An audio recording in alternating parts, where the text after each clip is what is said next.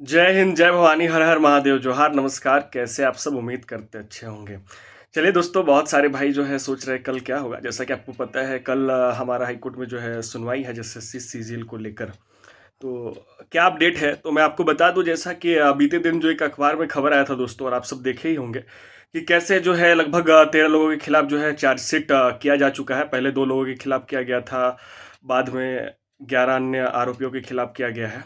और सबसे महत्वपूर्ण है जो एक चीज़ मैंने पिछले वीडियो में भी बताया था आप सबों को, कि जितने भी आरोपी थे उनके फ़ोन को भी एफएसएल में दिया गया है दोस्तों। लगभग 12 फ़ोन्स दिए गए हैं जो कि आरोपियों के हैं, और कुछ गवाह के भी हैं। तो अब सबसे महत्वपूर्ण है कि उस एफएसएल में क्या आता है, क्योंकि जो इन लोगों का ट्रैक रिकॉर्ड रहा है, और ये बीते दिन, ये मैं नहीं कह रहा हूँ, ये एसआईटी जांच में ही खुलासा हुआ था कि जो आरोपी पकड़े गए हैं, जो मास्टरमाइंड है, इससे पूर्व उन लोगों ने बिहार में भी ठगी की है। बिहार में या विभिन्न एग्जाम में कैसे वो प्रश्न पत्र देने के नाम पे धन उगाही किए हैं। तो ये सारी चीज़ें जो है आपके मोबाइल जांच में आएगी, और चैट को रिकवर करने का प्रयास किया जा रहा है, रिट्रीव करने का प्रयास किया जा रहा है। सारा कुछ है वो एफएसएल में, दूध का दूध और पानी का पानी हो जाएगा दोस्तों, और एक मील का पत्थर साबित होगा जो भी 12 फ़ोन का जो एफएसएल्स है। जब आरोपियों से पूछताछ हो रही थी, तो उस कड़ी में एक जो महत्वपूर्ण अपडेट मिला है, जो एक डेवलपमेंट आया है, जो संदीप त्रिपाठी इस केस का मास्टरमाइंड है दोस्तों, उसके थ्रू जो, और एक मनोज कुमार के थ्रू पता चला है कि कोई रेलवे के जो सीनियर इंजीनियर हैं, विनय शाह, उनका भी नाम आ रहा है। तो वो विनय शाह जो कि शायद से गोरखपुर के हैं, और एक कलकत्ता के अनीस। तो पुलिस जो है, सीआईडी की टीम उन तक पहुंचने का प्रयास कर रही है। और सबसे महत्वपूर्ण चीज़ें ये है कि प्रयास तो किया ही जा रहा है उन तक पहुंचने का। उनके खिलाफ जो है वारंट भी इशू किया जा रहा है, और एक जो विधि सम्मत कार्रवाई है, जो भी कार्रवाई है उसका प्रयास किया जा रहा है। तो ये सारी चीज़ें हैं, ये सारी जो है पैरेलली चल रही है, और उनके खिलाफ जल्द ये जो है वारंट वगैरह जो भी आगे की कार्रवाई है वो सीआईडी कर रही है।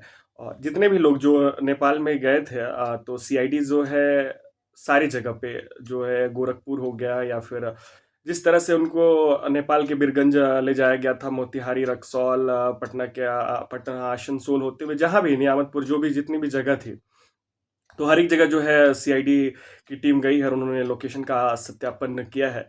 तो ये सारी चीज़, और एक जो महत्वपूर्ण चीज़ है, जो अरविंद कुमार है, जो कि गवाह है, तो उनको भी धमकी भरे जो है कॉल्स आए थे।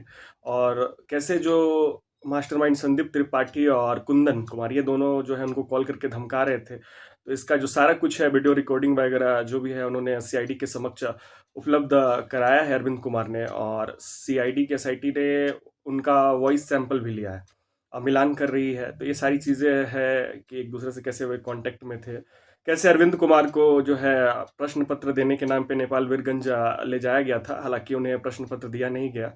ये सारा कुछ अभी तक जो मामला धन उगाही फर्जीवाड़ा का है, कैसे फर्जीवाड़ा किया गया है प्रश्न पत्र के नाम पे। तो और एक चीज़ है, जो जैसा कि मैंने बताया था कि सीआईडी इस बार चार्जशीट जमा करेगी और रिपोर्ट भी जमा करेगी। तो चार्जशीट भी जमा हो चुका है दोस्तों 13 आरोपियों के खिलाफ, ये तो मैंने पिछले वीडियो में ही बताया था। और जो एक प्रोग्रेस रिपोर्ट आप कह सकते हैं, रिपोर्ट भी जमा हो गया है। और कल क्या होगा, ये तो खैर कल ही पता चलेगा कि कल क्या होगा। लेकिन जो रिपोर्ट गया है, रिपोर्ट में इन्हीं सब चीज़ों का उल्लेख है कि वो जो है जांच उनका चल रहा है। कैसे जितने भी हैं एफएसएल्स के लिए फ़ोन वगैरह दिया हुआ है, और जितने भी गवाह हैं उनके जो भी है इकट्ठा कर लिया गया सबूत वगैरह, वॉइस सैंपल, ये सब मैचिंग किया जा रहा है। सारा कुछ लिखा गया है कि अभी तक जो है प्रश्न पत्र लीक के कोई भी साक्ष्य नहीं मिले हैं, मूल प्रश्न पत्र लीक के।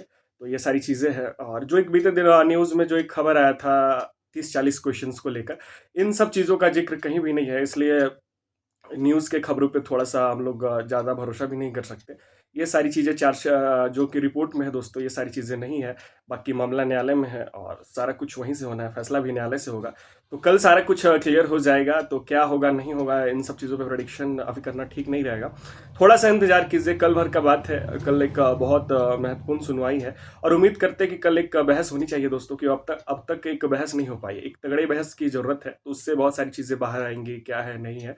बाकी ये जांच तो आगे भी चलता ही रहेगा। अभी बहुत सारी चीज़ें हैं, बहुत सारे नए-नए एंगल आ रहे हैं, जैसे कि अब सीनियर जो है रेलवे के इंजीनियर विनय शाह हो गए, या फिर जो अनीस है कोलकाता से, अभी वो कैसे वो छुट्टी लिया हुआ है, बाहर गया हुआ है, भागा हुआ है, वो फ्लैट पे रहता था। तो जो सारा नोटिस वगैरह है उनकी पत्नी को इशू कर दिया गया, सारा कुछ उनको इशू किया गया है, तो ये सारी चीज़ें हैं, तो ये सारी चीज़ होंगी। तो जितने भी भाई हैं बिल्कुल से घबराना नहीं है, धैर्य बनाए रखें, थोड़ा-सा जो है चीज़ें चल रही है, अब 6 माह भी हो चुके हैं सीआईडी जाँच को, ये 15 दिसंबर को ही दिया गया था दोस्तों, और रिज़ल्ट को लगभग 9 माह पार हो चुके हैं। सॉरी, एग्ज़ाम को 9 माह पार हो चुके हैं और रिज़ल्ट को 6 माह हो चुके हैं, जाँच को सीआईडी जाँच को भी 6 माह हो चुके हैं।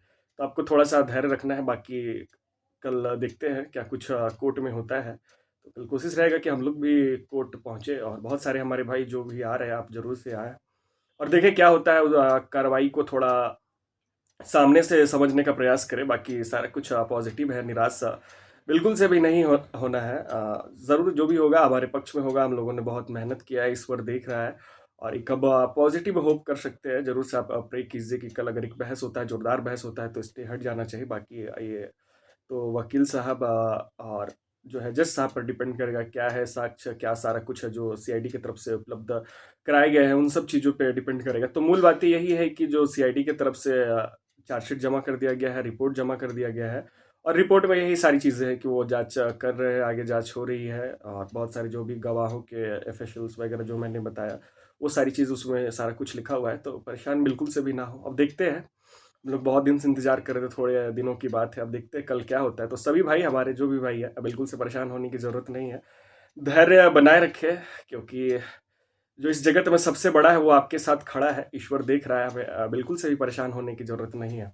तो चलिए मिलते हैं फिर किसी दूसरे वीडियो में, और जो भी नए हैं इस चैनल को ज़रूर से सब्सक्राइब कर दीजिएगा दोस्तों। यही हमारे लिए मोटिवेशन का कार्य करता है।